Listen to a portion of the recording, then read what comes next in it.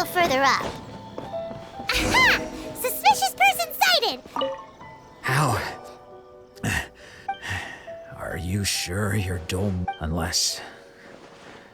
I guess it's been a few years. Maybe his skills have improved again. Excuse me? We're the ones asking the questions here. First off, who are you? And what are you doing sneaking around these parts? You seem like bad news, mister. Bad news?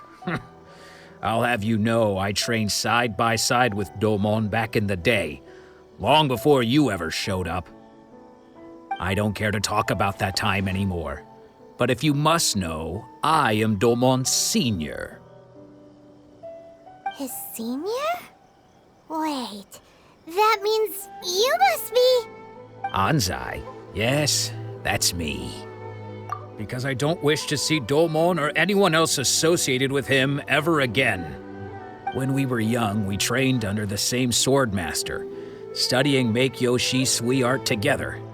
I had begun training 5 years before him, and everyone looked up to me as a steady and dependable. Practitioners of Make-Yoshi Sui art seek to achieve stillness of mind, freedom from all agitation. So the majority of disciples are indifferent to rank and reward. I was no exception. But Domon was different. The first thing he did when he joined was go straight to our sensei and ask him, with a beaming smile on his face, how to become the best in the world. Sensei scolded him and told him that the art of the sword should not be used for such vain ends.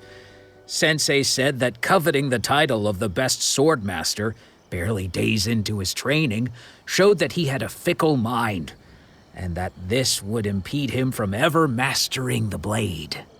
I thought so too at the time.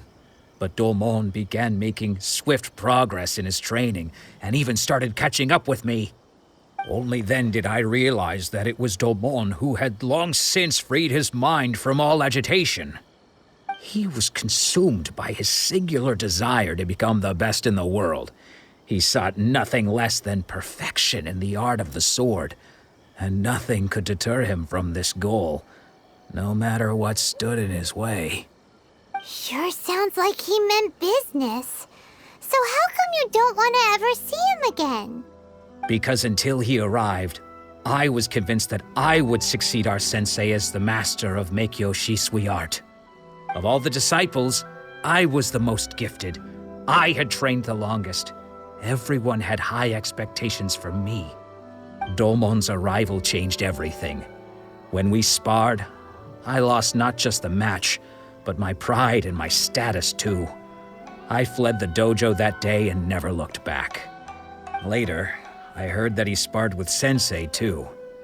Sensei was advanced in years by then, and unfortunately that match used up every last ounce of energy in his body. After that, I wanted nothing further to do with him.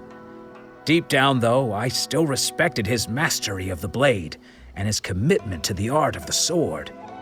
So, when I heard rumors that he had lost his mind, my first reaction was to dismiss them as false. How could he, of all people, have lost his mind?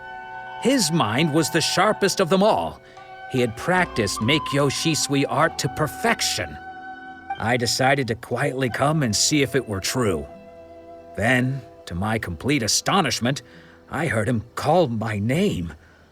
I thought mine was a name he had long since forgotten. So you see, I came here not to cause him any harm. I just wanted to see for myself. Okay, you've heard my story. You should get back now. The exorcism is probably finishing. Seems like we got it wrong this time. He wasn't here to mess up the exorcism at all. Still, Paimon's not sure we should bring him back with us.